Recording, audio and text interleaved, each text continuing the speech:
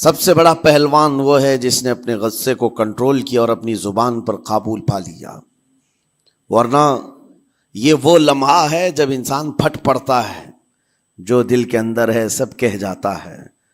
آپ کو میں بتاؤں، نبی کریم صلی اللہ تعالیٰ علیہ وسلم کے عظیم اخلاق کریمہ، بخاری شریف کی حدیث ہے، حضور مسجد نبوی میں تشریف۔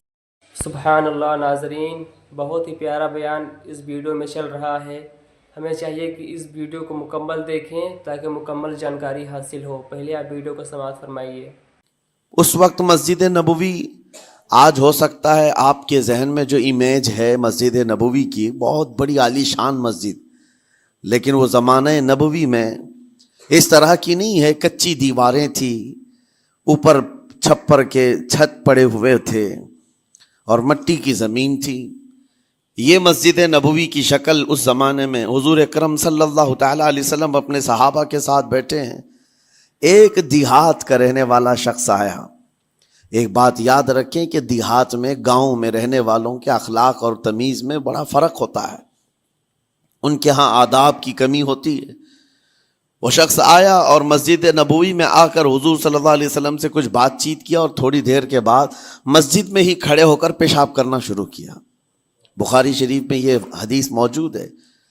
جب مسجد نبوی میں کھڑے ہو کر پیشاب کرے تو صحابہ اکرام سب دیکھ کر کے دوڑانے لگ گئے، خذوہ خذوہ، پکڑو اس کو، پکڑو اس کو، اور صحابہ دوڑاتے تھے، وہ پیشاب کرتے ہوئے بھاگتا تھا پوری مسجد میں۔ نبی پاک صلی اللہ تعالیٰ علیہ وسلم نے فرمایا دعوہ، چھوڑ دو اس کو، کر لینے دو، پیشاب کر رہا ہے مسجد میں، چھوڑ دو اس کو۔ جب وہ صحابہ اکرام حضور کا حکم سنتے ہیں، سب پیچھے ہٹ گئے۔ تھوڑی دیر کے بعد نبی کریم صلی اللہ تعالیٰ علیہ وسلم نے صحابہ سے فرمایا پانی کے ڈول بھر کر کے لائے جائیں۔ صحابہ سے ہی منگوایا، پانی کے ڈول بھر کر کے لائے گئے اور مسجد نبوی کے میدان میں فرش پر بہایا گیا اور صاف کیا گیا۔ اب وہ شخص نہایت ہی ڈرا سہما کھڑا تھا، میرے ساتھ کیا ہوگا پتہ نہیں، میں نے پیشاب کیا، اب مجھے یہ لوگ قتل کر ڈالیں۔ نبی کریم صلی اللہ تعالیٰ علیہ وسلم نے قریب بلایا اور فرمایا، نہایت نرم گفتگو کے ساتھ حضور فرماتے ہیں، یہ اللہ کا گھر ہے، یہاں پیشاب نہیں، پیشانیاں رکھی جاتی ہیں۔ بس یہ جملہ ہے، بخاری شریف میں موجود ہے، یہاں عبادت کی جاتی ہے۔ اتنا کہہ کر رخصت ہو گئے، رخصت کر دیا۔ وہ دیہات سے آیا ہوا جو نوجوان تھا یا شخص تھا، باہر نکلتے ہی وہ کلمہ طیبہ پڑھ کر حضور کی غلامی میں شامل ہوا۔ میں نے وہ بلند عالی اخلاق نہیں دیکھے۔ نبی کریم صلی اللہ علیہ وسلم کے بارے میں قرآن کہتا ہے فَبِمَا رَحْمَةٍ مِّنَ اللَّهِ لِنْتَ لَهُمْ، اللہ کی رحمت سے آپ لوگوں کے لیے نرم ہیں، اس لیے لوگ آپ کے ارد گرد لگے ہوئے رہتے ہیں۔ وَلَوْ كُنْتَ فَظًّا غَلِيظَ الْقَلْبِ لَانفَضُّوا مِنْ حَوْلِكَ، اے رسول اگر آپ سخت دل ہو جائیں تو پھر یہ سب چھٹ جائیں گے، آپ سے دور ہو جائیں گے۔ اس رسول کے لیے جب کہا گیا ہے کہ اگر آپ سخت ہو جائیں تو لوگ چھوڑ کر کے دور ہو جائیں گے، تو ہمارے اور آپ کے لیے کس قدر لہجے کی پابندی ضروری ہے۔ ہاں عزیزان گرام وقار، اپنی گفتگو، اپنے کلام، اپنی بات چیت سے آپ اپنے سلیقے بتاتے ہیں۔ گالی گلوچ کرتے ہوئے جن کی صبح شامیں ہوتی ہیں، ان کو دیکھ کر کے ہی پہچان میں آ جاتا ہے کس گھر سے یہ تعلق رکھتا ہے، کہاں ان کی تربیت ہوئی ہے، کس طرح ان کے آداب سکھائے گئے۔ اسی لیے میرے عزیزو، بچوں کو آوارہ بھی نہ چھوڑ دینا کہ وہ اپنی زبان گلی کوچوں سے سیکھ کر کے جائیں۔ کل کو ہوگا یہ کہ اس کی زبان کی وجہ سے لوگ تمہیں تان و تشنی کریں گے، اس کا باپ ایسا ہوگا اس لیے بچہ ایسا ہے، اس کی ماں اس طرح ہوگی اس لیے اس کی گفتگو ایسی ہے۔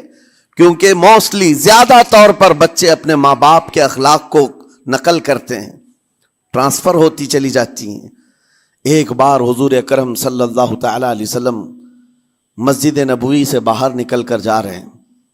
توجہ میرے عزیزو، اخلاق کہاں دکھانے چاہیے اور ہماری بات چیت کے انداز ہمیں کہاں ہونا چاہیے، میں آپ کو بتاؤں۔ حضور تشریف لے کر جا رہے ہیں، صحابہ اکرام کھڑے تھے حضور کے اطراف، مدینہ طیبہ کی ایک بوڑھی خاتون جس کا ذہنی توازن کھویا ہوا ہے، یعنی وہ دماغی طور پر ڈسیبل ہے، اور وہ آئی جا رہی تھی، لوگ جب بھی اس کو دیکھتے راستہ کاٹ لیتے، وہ جس کو بھی پکڑتی تھی سنانا شروع کرتی تھی، جو منہ میں آئے بکنے لگ جائے، اور لوگوں کو تنگی محسوس ہونے لگتی۔ صحابہ نے دیکھا کہ یہ عورت آ رہی ہے، حضور کی طرف آ رہی ہے، سب نے حضور صلی اللہ علیہ وسلم کو گھیر لیا، اس کا راستہ روکنے کے لیے اب آئے گی، اور نبی کریم صلی اللہ علیہ وسلم کے پاس اگر زبان درازی کرنے لگ جائے، پاگل عورت ہے، اور بک بک کرنے لگ جائے، حضور پاک صلی اللہ علیہ وسلم کے ادب میں کہیں کمی نہ آ جائے۔ صحابہ کا یہ ہمیشہ اہتمام رہتا۔ حضور اکرم صلی اللہ علیہ وسلم نے دیکھا تو صحابہ سے کہا ہٹ جاؤ، اس کو آنے دو، ہٹ جاؤ، اس کا راستہ چھوڑ دو۔ صحابہ نے کہا یا رسول اللہ صلی اللہ علیہ وسلم، اس کا ذہنی توازن ٹھیک نہیں ہے، دماغی طور پر وہ عورت ٹھیک نہیں ہے، وہ آئے گی اور لمبی باتیں کرتی ہے، لا یعنی باتیں کرتی ہے، کہیں آپ کی شان پاک میں کوئی گستاخی نہ ہو جائے۔ صحابہ روک رہے تھے، حضور پاک صلی اللہ علیہ وسلم نے سختی سے فرمایا، ارشاد فرمایا ہٹ جاؤ، اس کا راستہ چھوڑ دو، مجھے پتا ہے پورے مدینے میں اس کی کوئی نہیں سنتا، میں بھی نہ سنوں تو وہ کس کو سنائے گی، اگر میں بھی نہ سنوں تو وہ کس کو سنائے گی۔ یہ میرے مصطفیٰ کریم صلی اللہ تعالیٰ علیہ وسلم کے دربار عالی جاہ کی وہ بلند اخلاق کریمانہ کی ایک مثال ہے، جس کو خود میرے آقا نے فرمایا بعثت لأتمم مکارم الاخلاق۔ عزیزان اکرام وقار، لوگوں کے آج حالات ایسے ہیں کہ اچھے لوگوں کے ساتھ اخلاق الگ دکھائے جاتے ہیں، چھوٹے لوگوں کے ساتھ اخلاق الگ دکھائے جاتے ہیں، سٹیٹس کا آدمی ہو تو اس کے ساتھ ملنے کے طریقے الگ ہیں، اور غریب کوئی آ جائے، فقیر کوئی آ جائے تو اس سے ملنے کا انداز الگ ہو جائے۔ یہ نہ ہو، یہ ہم سب کے لیے نصیحت ہے۔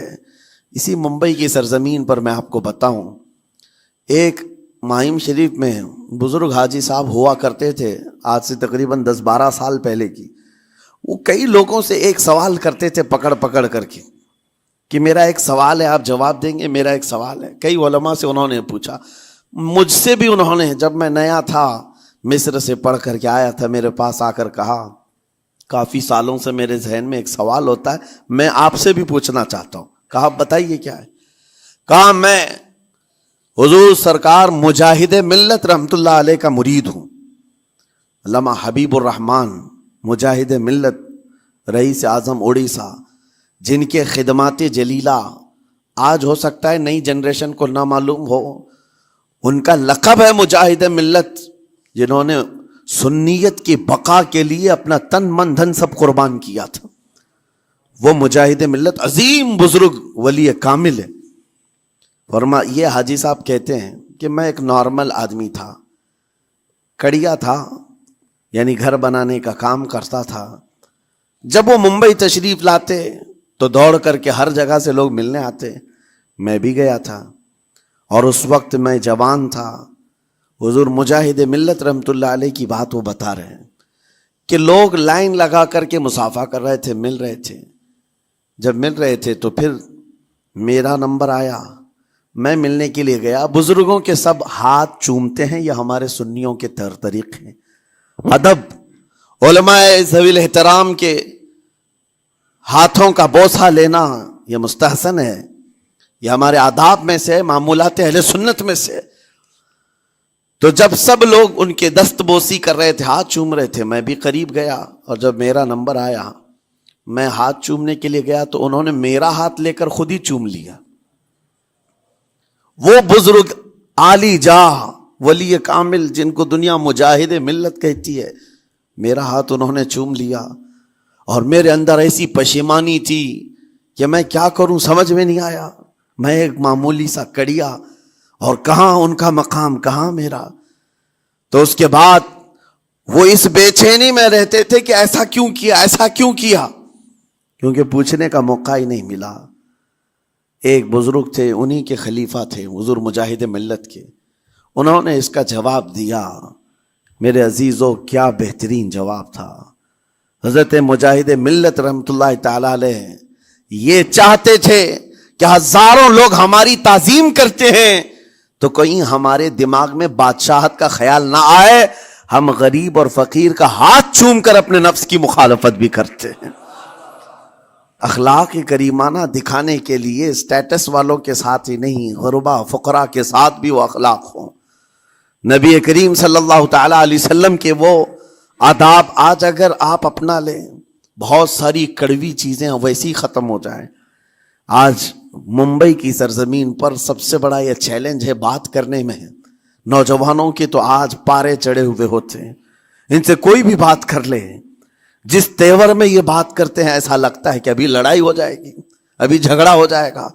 اس کی عادت سی بن گئی ہے۔ آپ کو پتہ ہے فرمایا گیا، عربی کا قول ہے، جراحت السنان لها التیام ولا یلتام ما جرح اللسان۔ تلوار سے، چاقو سے دیا ہوا زخم سوکھ سکتا ہے، زبان سے دیا ہوا زخم کبھی نہیں سوکھتا۔ زبان سے دیا ہوا زخم نہیں سوکھتا۔ بولنے سے پہلے 1000 بار اس بات کو خیال ہونا چاہیے کہ میں جس کو بول رہا ہوں کہیں اس کا دل چھلنی تو نہیں ہو جائے۔ میری زبان یہ ہوتی 50 گرام کی چھوٹی زبان ہے، لیکن بڑے بڑے لوگوں کے کلیجے چیر کر رکھتی ہے، بڑے بڑے لوگوں کے دلوں میں سوراخ کر کے رکھتی ہے، زخمی کر کے رکھتی ہے اس کا استعمال۔ اسی لیے روایت میں ملتا ہے کہ جب انسان صبح کرتا ہے تو سارے اعضاء، ہاتھ پیر آنکھ کان ناک، سارے اعضاء سب سے پہلے زبان سے یہ عرض کرتے ہیں، اس کی پناہ مانگتے ہیں، کہتے ہیں آج تو صحیح سلامت رہے گی تو ہم سب صحیح سلامت رہیں گے، اور اگر تو پھسل گئی تو عذاب ہم پر بھی ہوگا۔ زبان بولتی ہے، مار کسی اور کو پڑتی ہے، کوئی زبان کو مارتا نہیں ہے، گالی زبان دیتی ہے لیکن مار کبھی پیٹھ پہ پڑتی ہے، سر پہ پڑتی ہے، ہر جگہ پڑتی ہے۔ تو یہ زبان نبی کریم صلی اللہ تعالی علیہ وسلم نے ارشاد فرمایا، من یضمن لی ما بین لحیتیہ وما بین، حضور پاک صلی اللہ تعالی علیہ وسلم فرماتے ہیں جس نے 2 چیزوں کی ضمانت مجھے دے دی، حفاظت کی، میں اسے اضمن لہ الجنہ، میں اس کو جنت میں لے جانے کی ضمانت دیتا ہوں۔ 2 چیزیں کیا ہیں؟ حضور فرماتے ہیں، ایک 2 جبڑوں کے بیچ میں جو موجود زبان ہے اس کی حفاظت کر لے، اور 2 رانوں کے بیچ میں جو شرمگاہ ہے اس کی حفاظت کر لے۔ یہ 2 چیزیں جس نے بچا لیا میں اس کو جنت میں لے جانے کی ذمہ داری دیتا ہوں، ضمانت دیتا ہوں۔ اس کا کتنا بڑا کردار ہے، یہ زبان کا کتنا بڑا کردار ہے۔ اور حضور نے ایک بار پکڑ کر کے فرمایا تھا، زبان کو پکڑ کر کے کہا تھا، یہ وہ زبان ہے جو انسان کو جنت میں بھی لے جاتی ہے اور دوزخ میں بھی لے جاتی۔ کلمہ کس سے پڑھتے ہیں آپ؟ لا الہ الا اللہ، زبان ہی سے تو پڑھتے ہیں، اسی کلمے نے آپ کو جنت تک پہنچایا۔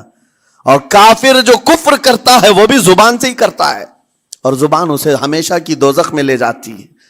اس زبان کو چلانے سے پہلے 1000 بار سوچ لیں کہ آج لہجوں کی سختیاں بڑھتی چلی گئیں، اور آپ کو پتہ ہے قرآن پاک میں رب تعالیٰ نے یہ فرمایا، وَلَا تَقُلْ لَهُمَا اُفٍّ وَلَا تَنْهَرْهُمَا، والدین کے بارے میں بچوں کو کیا کہا گیا؟ ان کو اف تک نہ کہو۔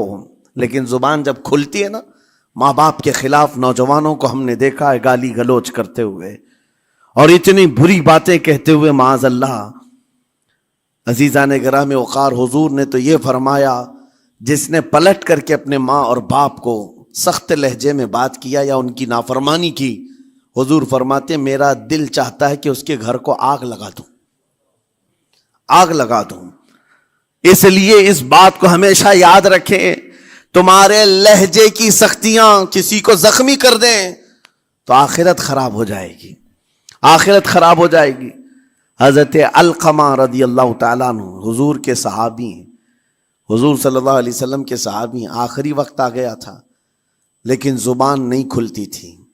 ان حضور پاک صلی اللہ علیہ وسلم کے پاس سفارش لائی گئی کہ آپ کے وہ ساتھی ہیں، انتقال کر رہے ہیں لیکن زبان پر کلمہ بھی نہیں آتا۔ حضور تشریف لائے، دیکھا، پوچھا گھر میں ان کے کون کون ہے؟ کہا بیوی ہے اور ماں ہے۔ ماں کو بلایا اور کہا علقمہ کے بارے میں کیا کہتی ہو، کیسا تھا؟ کہا بہت اچھا، پرہیزگار، عبادت گزار، ساری نیکوکاریاں اس کے اندر ہیں۔ تو پھر حضور نے پوچھا اچھا یہ بہت نیک تھا، تم بھی اس سے راضی ہو کہ نہیں ہو؟ ماں نے کہا میں نہیں راضی ہوں، میں راضی نہیں ہوں۔ کہا کیوں، وجہ کیا ہے؟ کہا یا رسول اللہ میرا اکلوتا بیٹا، میرا تنہا بیٹا تھا، بڑی محبتوں کے ساتھ اس کو پالا تھا، اور جب میں نے اس کی شادی کی اپنی بیوی کو لایا، اور جب بیوی گھر پر آ گئی تو میری بات کو ہلکے میں لیتا، اپنی بیوی کی بات کو فوقیت دیتا، ترجیح دیتا، اور اس وقت غالباً یہ باتیں تھی کہ زبان سے کوئی کلمہ ان کے نکلا ہوگا جو بیوی کی حمایت میں تھی، ماں کو تکلیف پہنچ گئی۔ کہا میرا دل گوارا نہیں کرتا، میں اس سے راضی نہیں ہوں، باقی وہ بہت نیک بندہ ہے، بہت اچھا ہے۔ حضور نے فرمایا دیکھو زندگی کے آخری پڑاؤ پر آ چکا ہے، روح نکلنے کو ہے، معاف کر دو۔ وہ بھی صحابیہ تھی، انہوں نے کہا آقا آپ کا حکم ہے یا مشورہ ہے؟ اگر حکم ہے تو پھر ماننا ہے۔ حضور نے فرمایا نہیں، حکم نہیں، مشورہ ہے۔ کہا مشورہ ہے تو پھر دل نہیں چاہتا، دل نہیں چاہتا۔ حضور نے فرمایا صحابہ سے کہ لکڑیاں جمع کرو، آگ لگاؤ اور انہیں اٹھاؤ، آگ میں ڈال دو۔ آگ دہکائی گئی تو ماں کی ظاہر سی بات ہے ممتا بے چین ہو گئی۔ کہا ان کو میرے سامنے آگ میں ڈالیں گے؟ کہا ہاں، اس سے بہتر ہے کہ وہاں جلے گا، یہاں جلے۔ وہ ماں کہتی آقا آپ گواہ ہو جائیں، میں اپنے بیٹے کو معاف کرتی ہوں۔ ادھر معاف کیا، ان کی زبان پر کلمہ طیبہ جاری ہوا۔ میرے عزیزو یہ بتانا مقصود اس لیے ہے کہ زبان سے دیے ہوئے زخم خواہ والدین کو ہو، یہ معمولی نہیں ہوتے۔ ہو سکتا ہے آخری وقت تمہاری زبان بند ہو جائے اور کلمہ طیبہ بھی نہ جاری ہو، زبان کھلنے بھی نہ لگے، یہ حالات آ جائیں گے۔ اس لیے اپنی زبان کا کنٹرول برقرار رکھو، کس سے کیا کہنا ہے۔ ابھی میں اس کا دوسرا پارٹ بھی بتاتا ہوں زبان کے استعمال کا۔ یہ نرمی لہجے کے اندر ہونا بہت ضروری ہے، لیکن کچھ جگہوں پر سختی کی اجازت ہے، لیکن وہ مقامات الگ ہیں۔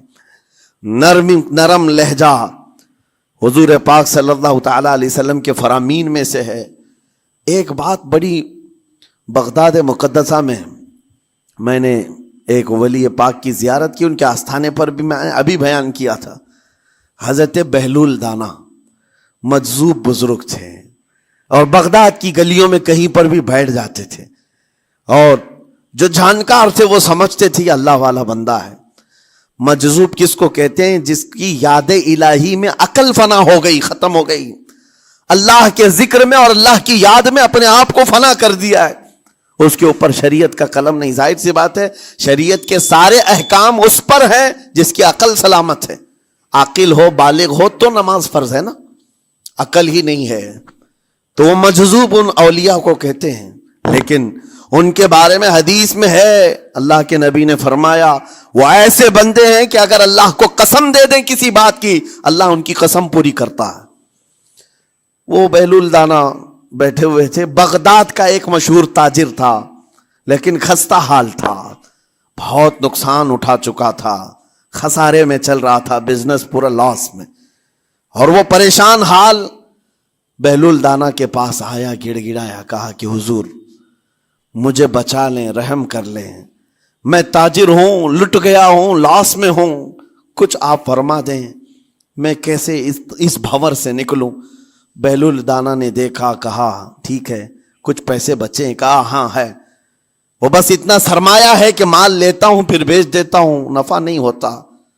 بہلول دانا نے کہا ایک کام کر، کالا کپڑا جتنا ملتا ہے سب خرید لے، پورے شہر سے کالا کپڑا جہاں جہاں مل جائے سب لے کر سٹاک کر لے۔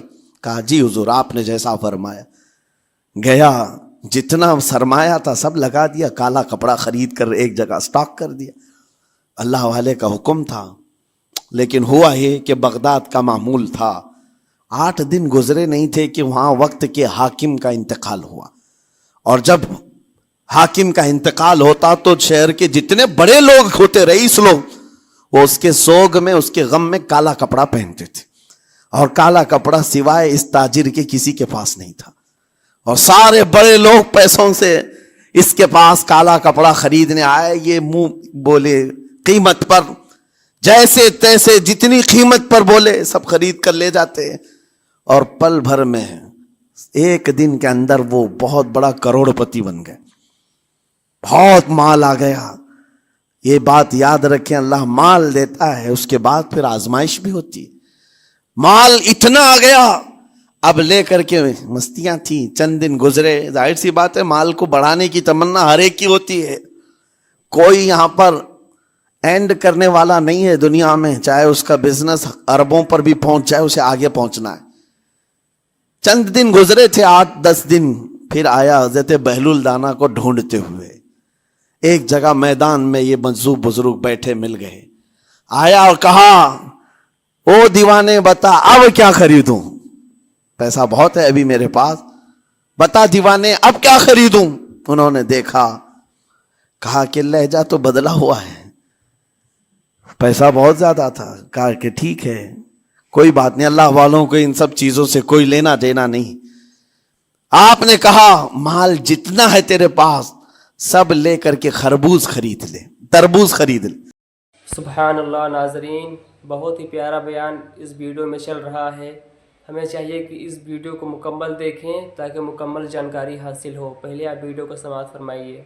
جس کو کلنگڑ کہتے ہیں, تربوز پورے خرید لے.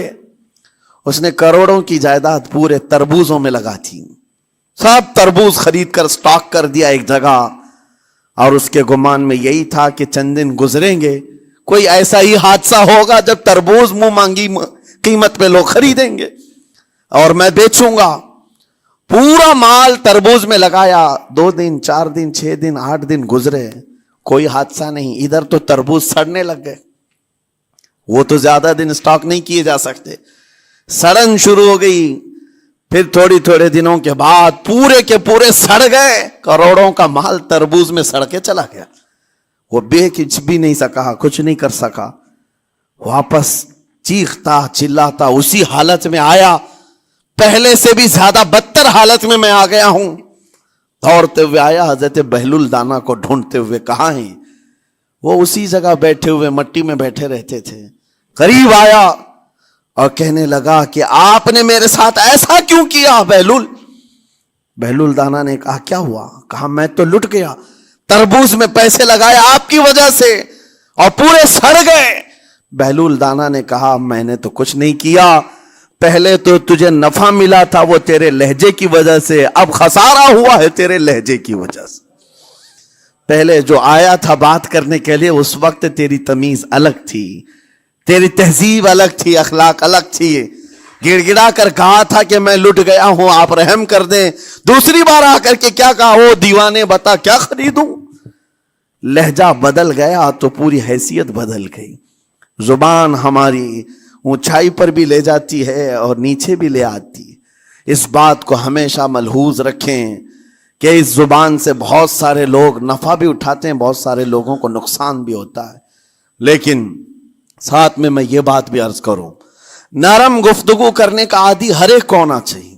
نرم گفتگو کرنے کا عادی ہر ایک کو ہونا چاہیے. اس کی نیکیوں کی علامت ہے, اس کے اخلاق کی علامت ہے.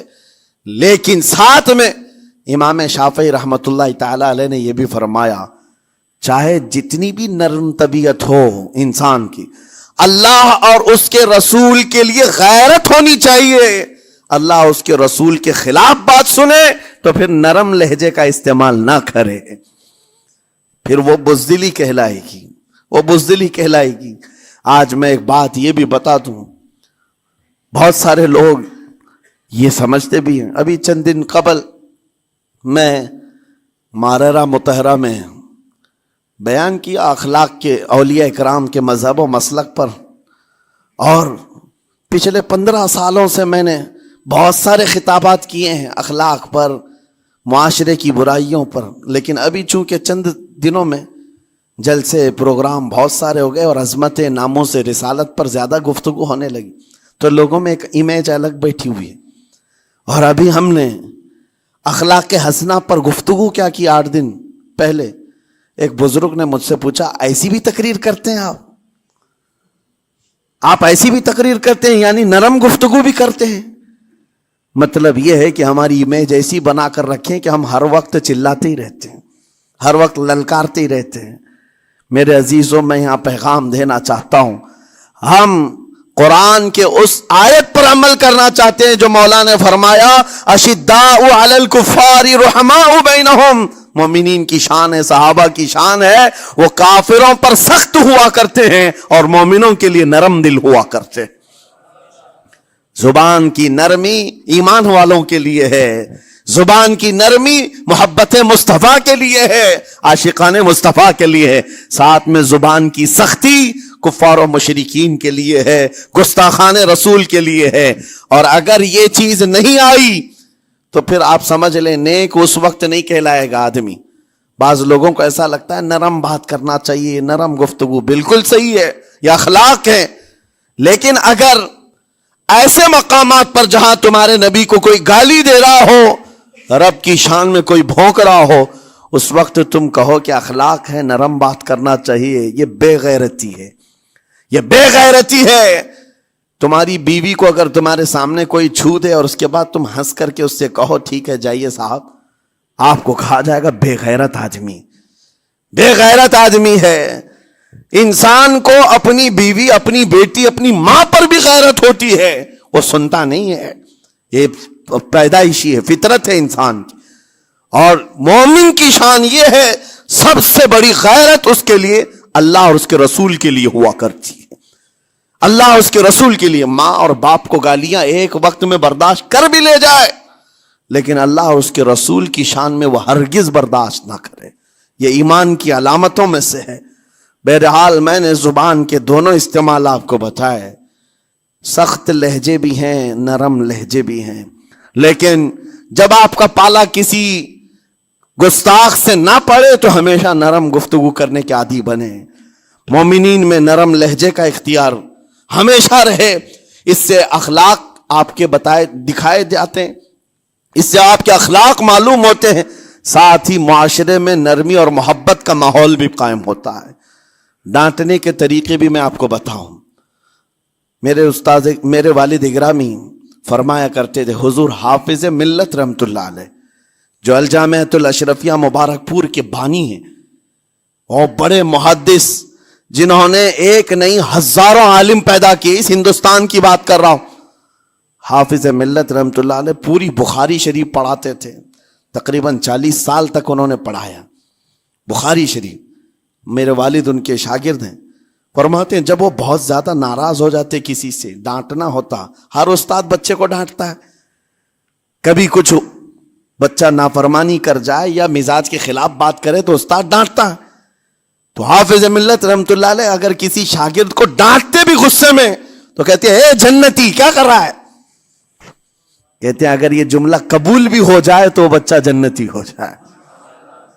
لہجے کی یہ استعمالات اولیاء سے سیکھو میرے عزیزو. غصے پر کنٹرول اس وقت تمہارے اخلاق معلوم ہوتے ہیں جب تمہارا غصہ عروج پر ہوتا ہے. اس وقت تمہاری حقیقت لوگوں کے سامنے آتی ہے. وہ اپنے شاگردوں کو ڈانٹتے بھی تو جنتی کہہ کر ڈانٹتے ہیں, یعنی کوئی گالی نہیں ہے, کوئی برے کلمے نہیں ہیں, بلکہ ایسا جملہ ہے کہ اگر قبول بھی ہو گیا استاد کی زبان سے, اس کی تو زندگی وصول ہوگی, اس کا بیڑا پار ہو گیا. ہمارے درمیان ماں باپ کو بھی یہ چاہیے کہ بچوں کو کس طرح کے اخلاق آپ دے رہے ہیں. گفتگو کرنے کے متعلق قرآن میں اللہ تعالیٰ نے آداب بتائے ہیں. جب آپ گھروں کے اندر موجود ہوں تو بچوں کے سامنے کس طرح کی گفتگو کیا کریں گے, کیسی بات کریں گے. شوہر اور بیوی جس طرح کی باتیں کر رہے ہیں بچے کے دماغ میں وہ پورا کا پورا چھپتا ہے, ٹرانسفر ہوتا ہے. اسی لیے کہا گیا ایڈلٹ گفتگو کبھی بھی بچوں کے درمیان نہیں کی جائے گی. جو میچورٹی میں نہیں ہے ان بچوں کے سامنے ماں اور باپ بیٹھ کر کے کلام بھی نہ کریں, بات نہ کریں. معاشرہ تو آج ایسا ہے سب پوری فیملی لے کر کے بیٹھے ہوئے ہیں, اور حد تو یہ ہے کہ گندی فلمیں سامنے لگی ہوئی رہتی ہیں. وہ کیسے بچا پاؤ گے؟ 4 سال 5 سال کے بچے کے اندر بھی وہ گفتگو, وہ مکالمات, ایک دوسرے سے بات کرنے کی تمیزیں, وہ سب وہاں سے سیکھتا آ رہا ہے. گھروں کے اندر ماحول کو تبدیل کرنے کے لیے آپ کی اپنی زبان پر کنٹرول اور اپنے بچوں کی تربیت اور ان کی زبان پر کنٹرول بہت ضروری ہے. پھر دیکھنا آپ یہ معاشرہ پیدا کر کے کل کو آپ کا بچہ نکلے گا, اس کی تمیز, اس کے اخلاق پر ہر کوئی اش اش کرے گا. چند دنوں کی محنت ہے آپ کی, لیکن بچے جب سلیقے کے ساتھ گفتگو کریں تو لوگوں کا دل جیت لیا کرتے ہیں. بات کرنے کے آداب ایسے ہیں کہ لوگ دل جیت لیا کرتے ہیں. یہ میرے استاد گرامی مصر کے رہنے والے تھے. جب خطابت ہمیں سکھا رہے تھے گفتگو کرنے کے آداب، تقریر کرنے کے آداب، تو ایک امام غزالی کا قول تھا کلم الناس علی قدر عقولہم، لوگوں سے ان کی عقل کے مطابق بات کرو. اس پر وہ سمجھاتے ہوئے ہمیں ٹریننگ دیتے تھے اور کہتے تھے کہ تمہارے پاس آنے والے کئی طرح کے لوگ ہوں گے. اگر تم امام ہو، اگر داعی ہو، خطیب ہو، مقرر ہو، کوئی غریب گھر سے، کوئی بڑے امیر گھر سے، کوئی پڑھا لکھا آئے گا، کوئی جاہل ہوگا، کوئی بدتمیز بھی ہوگا، کوئی نیکوکار، کوئی گنہگار، سب طرح کے مکس مجموعہ تمہارے پاس ہوگا. ان سے خطاب کرنا، ان سے بات کرنا، کس انداز سے بات کرو گے، کیسے ان سے کلام کرو گے. میرے عزیزو، یہ ہمارا اپنا ہنر نہیں ہے. ہم جو آپ کے سامنے گفتگو کر رہے ہیں یہ ہمارا فن نہیں ہے، یہ اپنا پیدا کیا وہ ہنر نہیں ہے. ہمیں سکھایا گیا تھا صرف اور صرف آپ کو اس مجمع سے اور یہ آئے ہوئے جمع غفیر سے بات کرنے کے لیے ایک ہی اسلوب اپنانا ہے. دیکھنا ہے کہ رسول اللہ کیسے بات کیا کرتے تھے.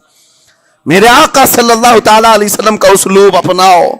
حضور کے خطبے دیکھو، حضور جب خطاب کرتے، ظاہر سی بات ہے مسجد نبوی میں اس وقت بھی لوگ، ہر طرح کے لوگ آتے، دیہات کے بھی تھے، شہر کے بھی تھے، اعلیٰ دماغ والے لوگ اور کئی الگ الگ قسم کے لوگ آتے. حضور کا خطاب سب کے لیے تھا.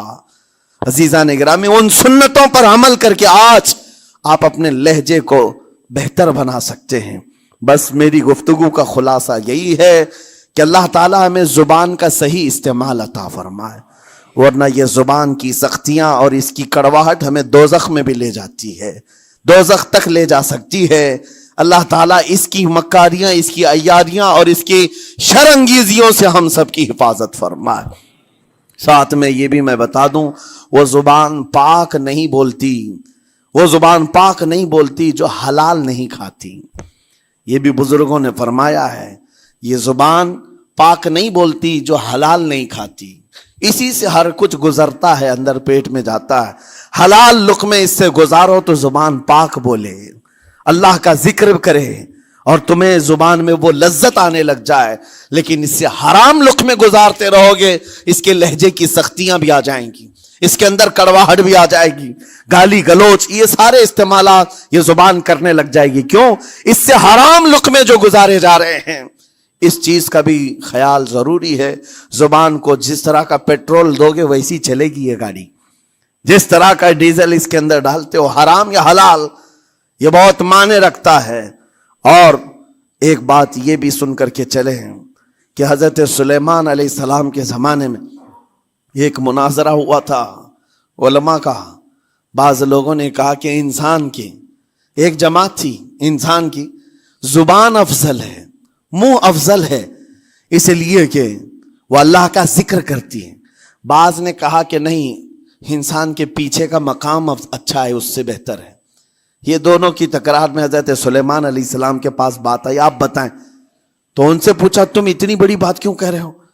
اس کے پیچھے کا مقام اچھا ہے. کہا کہ اس لیے کہ وہ صرف نجاست نکالتا ہے، وہ صرف نجاست نکالتا ہے، وہ مقام غلاظت باہر کرتا ہے، غلاظت اندر لیتا نہیں. زبان غلاظت اندر بھی لیتی ہے، حرام کھاتی بھی، لوگوں کو زخمی بھی کرتی ہے. ان علماء کی دلیل تھی. تب آپ نے فرمایا بات ٹھیک ہے، جس انسان کا زبان پر کنٹرول نہیں، حرام کھاتا ہو اور بد کلامی کرتا ہو، گالی گلوچ ساری چیزیں کرتا ہو، آپ نے فرمایا اس سے بہتر اس کا پیچھے کا مقام ہے. اور جو انسان کنٹرول رکھتا ہے، حلال کھاتا ہے اور لہجے کی نرمی رکھتا ہے، ظاہر سی بات ہے اس کا منہ ہی افضل ہے، اس کی زبان افضل ہے. اب یہ تو فیصلہ سب کا ہے، کس کو کیا چیز اختیار کرنی ہے. عزیزان گرامی اوقات، یہ بہت بڑی بات ہے جو میں آپ کے سامنے کہہ رہا ہوں. زبان کو اگر کسی دوسری جگہ سے کمپیئر کیا جائے تو لگتا ہوگا نرم، یہ بالکل اچنبے والی بات ہے، عجوبے والی بات ہے، یہ کون سا کمپیریزن ہے. وجہ یہی ہے، بعض لوگوں کو ہم نے اتنا گندا بولتے ہوئے دیکھا ہے اس سے بہتر ہے کہ وہ نہ بولیں. لوگوں کو زخمی کرتے ہیں, کسی کے مقدسات پر حملے کرتے ہیں. اللہ تعالیٰ ان کے زبان کی شرارتوں سے ہماری حفاظت فرمائے. اور کریم خدا ارحم الراحمین مولا اس چیز سے بھی ہمیں حفاظت فرمائے. قیامت کے دن کچھ لوگ صرف اس لیے پکڑے جائیں گے کہ وہ کچھ نہیں بولتے تھے, لیکن وہ جن کے ساتھ رہتے تھے وہ بولتے تھے, وہ لوگ بولتے تھے, اور ان کی وجہ سے یہ خاموش رہنے والا جو ساتھ میں تھا اسے بھی جہنم میں لے جایا جائے گا. اور وہ اس دن کہے گا پکار کر, یا ویلتا لیتنی لم اتخذ فلانا خلیلا, اے کاش میں فلاں کی دوستی نہیں کیا ہوتا تو اچھا ہوتا, آج میں بچ گیا ہوتا. اپنے ماحول کو بچاؤ, جہاں زبان کی خرابی دیکھو اپنے آپ کو بھی بچاؤ اور اس ماحول سے بھی اپنے کو دور رکھو. اللہ کی بارگاہ میں دعا ہے مولا تعالیٰ اس زبان کو خالص اپنے ذکر میں لگائے اور اپنے حبیب پاک کے ذکر میں لگائے. مولا تعالیٰ ہم کو زبان کی بد کلامیوں سے محفوظ و مامون فرمائے. وآخر دعوانا ان الحمدللہ رب العالمین. السلام علیکم. السلام علیکم ورحمۃ اللہ وبرکاتہ. ناظرین, ابھی آپ نے سماعت فرمایا کہ مفتی سلمان اظہری صاحب نے بہت ہی پیارا بیان فرمایا. ہمیں چاہیے کہ ان کی بتائی ہوئی باتوں پر عمل کریں اور اس ویڈیو کو زیادہ سے زیادہ شیئر کریں تاکہ ہر انسان تک یہ ویڈیو پہنچ سکے اور سب علم دین حاصل کر سکیں. السلام علیکم.